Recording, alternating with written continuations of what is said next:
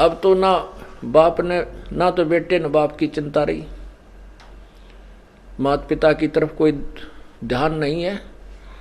वहाँ ये दास जेल में था, वहाँ एक तो एक नया कुबाड़ी, वहाँ देखे कुबाड़िया कुक्रमी लोग, अच्छे भी फंस रहे थे, जो गलती जिनकी कोई त्रुटि नहीं वैसे वो भी थे, कुछ निर्दोष भी फंसा रखे थे किसी अन्य कारणों से। तो एक ऐसा भी मिला, उसने अपने बाप का कत्ल कर रखा था। तो उसे पूछा, भाई तने ऐसी गलती क्यों करी, बाप के तो नहीं करना चाहिए था। तो उसी के गांव का और था वहां बंद, वो कहने लगा, जी इसने, इसके पिताजी की पेंशन आव थी, ये 2 भाई हैं, तो इन्होंने इसका बाटा माँ आएगी और बड्डे का बाटा बाबू पिताजी आएगी, इन्हें माँ बाबुओं को बांट लिया नारा नारा। अब वह पेंशन आवे थी, तो वो पेंशन बुढ़ा ने बोला, मैं तो भाई जिसमें रोटी खाऊंगा उसने दूंगा, तेरे को क्यों दूं जब तू मेरी सेवा नहीं कर रहा। तो इन्होंने बोला, मुझे आधी तनख्वाह दे, पेंशन दे।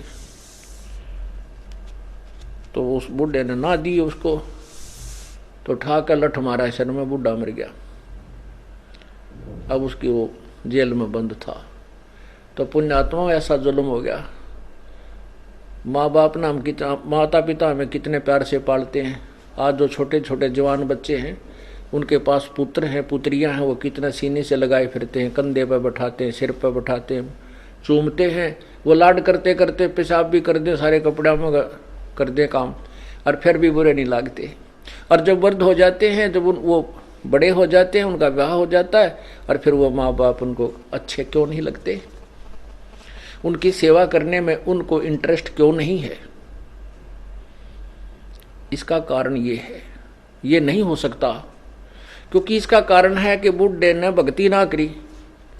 उस जब वो युवा था, उन बालका के लालन पालन में उनको सेठ बनाने में लग रहा, भक्ति करी नहीं। और भक्तिहीन प्राणी का कितना ठिकाना नहीं। यदि हम पहले से परमात्मा का नाम लेंगे, भक्ति करेंगे, तो परमात्मा ऐसी व्यवस्था कर देगा, उन बच्चों के दिल में ऐसी दया भर देगा, माता पिता ने हाथों पर रखेंगे। और माता पिता इसे योग्य होंगे नहीं कि वो उनको दुख दें, क्योंकि उनकी भक्ति से वो स्वस्थ भी रहेंगे, उनका शरीर भी तगड़ा रहेगा। और जो 10,000 के रुपये में बीमारी कटनी हो, मानो 500 रुपये में ठीक हो जाएगा। तो ऐसे फिर वो भक्ति से ही सेवा बना है। एक आदमी तो ऐसा है, वो अच्छा भी ना लगता, हमने खड़ा होगी तो मान ले जैसे, अरे कैसा हो जाओ, इस तो बातें करें जावा, बड़ा अच्छा आदमी, क्योंकि उसके पिछले पुण्य है, वो संस्कार, वो भक्ति के गुण उसके अंदर विद्यमान है। तो ऐसे ही अब हम भक्ति संस्कार बनावाएंगे तो बचपन बुढ़ापे में हमारी आप सेवा परमात्मा ऐसी व्यवस्था कर देगा, हम सोच भी नहीं सकते। ना हम बच्चन बुरे लागा, ना बच्चे हमारी सेवा से उकताएंगे, कभी नहीं उकताएंगे, दूनी इंटरेस्ट बढ़ेगा। अब देखो पुण्यात्माओं, इस दास के 4 संतान, 2 लड़के 2 लड़की थी।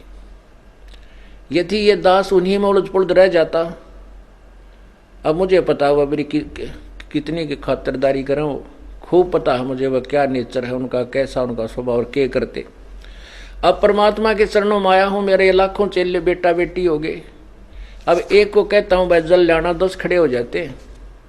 ये क्या कारण है? क्योंकि मैंने परमात्मा की भक्ति का रटना लाई, और उस भक्ति की शक्ति से इन बच्चों में इतनी श्रद्धा बन गई, दोनों हाथों पर रखूँ अपने गुरुदेव को, अपने पिता को। परमात्मा कहते हैं, कुल खोए कुल होत है, कुल राखें कुल जा, राम निकल कुल भेंट ले, सब कुल रहा समाए। यदि हम इस कुल को बचाने में लगे रहेंगे, कुल तो नष्ट होगा, हम भी मरेंगे, बेटे भी मरेंगे, पोते भी मरेंगे, सभी ने एक दिन जाना है, ये तो रहना नहीं। 1 लख पूत 1.25 लाख नाती, उस रावण कह दी वन बाती। और यदि हम इस कुल को भूल कर, और राम निकुल कुल, ये राम का कुल है, ये भगवान कुल है, भगवान का खानदान है, यानी सत्संग में आ जाना। अब आप बहन भाई हो, एक गुरु के शिष्य हो, और ये दास आपका पिता, आप हमारे बच्चे हो गए, तो ये हमारा कुल बन गया। कहते इस राम निकल कुल भेंट ले, सब कुल रहा समाए, बेटा भी, बेटी भी, माई भी, भाई भी, सारे हो गए इसमें। तो ऐसे हमारे फिर आगे चल के आने वाले समय में इतनी जो ना सेवा आपकी बनेगी, क्योंकि आपके बच्चे भी भक्ति करेंगे, वो भी भगवान से डरेंगे, आपको इतना भी दुख देना नहीं चाहेंगे कदे मुझे पाप ना लग जाए, माँ की आत्मा दुखा दी जाए तो, कदे पिता की आत्मा ना दुख जा, क्योंकि फिर आपको झटके लगने लग जाएंगे। संत दुखाए मैं दुखी, मेरा आपा भी दुख होए। परमात्मा कहते हैं मेरे कबीर कहे मेरे भक्त को दुख ना दियो कोई, मेरा भक्त दुखाए मैं दुखी, मेरा आपा भी दुख होई। तो इस तरह फिर हमें झटके लगने लग जाएंगे। परमात्मा सतर्क करेगा, गलती मत करवाई।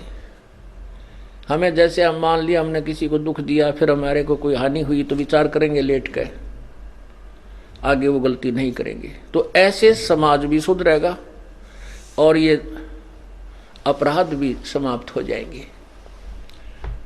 तो इसी रास्ते से हम मानवता का उत्थान कर सकते हैं और कोई तरीका नहीं है। आप देख रहे हो अब 57 साल का तो ये दास हो लिया, 58 में हम चल रहे हैं, और 10 वर्ष का समझन लग गया था ये MLA MP के ऊपर बने हैं, मंत्री मुख्यमंत्री कैसे बनते हैं। आप देखते हो बहुत बढ़िया छांट छूट का कोई मंत्री कोई पार्टी चुनती है जनता, और 5 साल में फ्यूज हो लेते हैं। वह 5 साल में उन्हें रिजेक्ट कर देती है कि ना ये करने के नहीं, फिर नए तैयार करते हैं शायद ये कुछ ठीक पाएंगे, 5 साल में उन्हें रिजेक्ट कर देते हैं कि ना ये भी कोई ना ठीक। क्योंकि जब तक हम राम नाम से डरने वाले अपने नेता नहीं चुनेंगे तब तक कोई भी सुधार नहीं हो सकता। और ये इस मार्ग से ही वो पुण्यात्मा उभरेंगी। ऐसे ही ज्ञान से फिर वो भगवान से डरने वाले होंगे, परमात्मा का नौकर बनकर वो राज करेंगे, नहीं को राज को छुएगा नहीं। इतना भयंकर पाप है इस राज के अंदर। राजा लोग भगवान से डरने वाला हो, बिल्कुल भी गलत काम नहीं करते, तुरंत त्याग देना पड़े, उसने इस्तीफा देना पड़ जाए। ऐसे निर्भय होकर जब हम शासन करेंगे तो हम पाप से बचे रह सकते हैं, अन्यथा नहीं। और तभी हमारी प्रजा सुखी होगी, और प्रजा सुखी होगी भगवान के भक्ति से, इस पुण्य से, दान से, धर्म से, और इन्हीं के निमित्त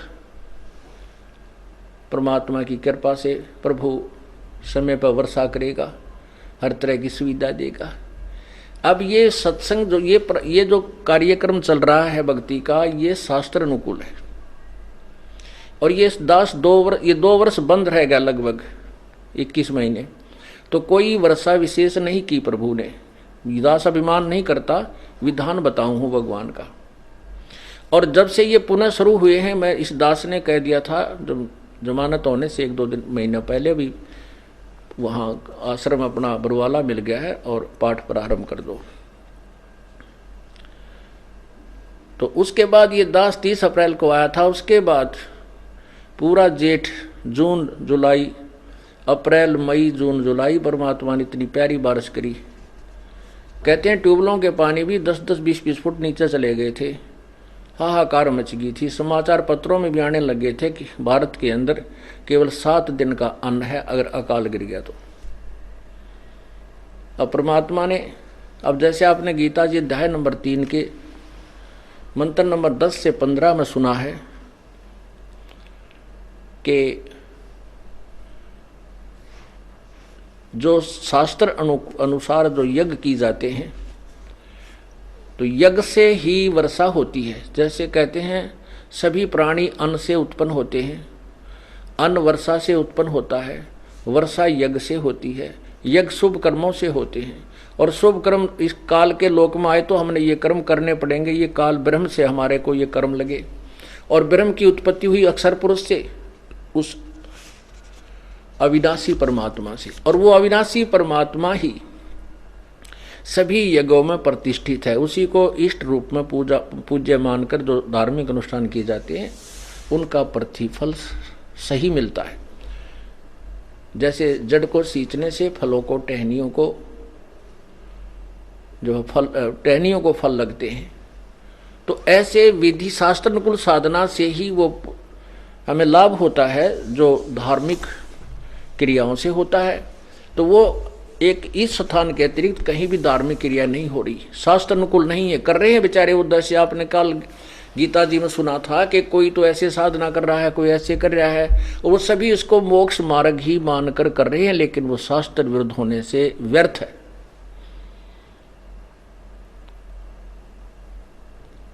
इसलिए ये आप देख रहे हो, ये दास ने, आपने भी देखा, मई जून और जुलाई अगस्त दिन खाली नहीं गया जो बारिश ना हुई हो, और बहुत प्यारी प्यारी, और 2 दिन हो गई, 3 दिन रुक कर फिर बरस गया। परमात्मा ने इतनी अच्छी बारिश की और ना कहीं फ्लड आने दिया।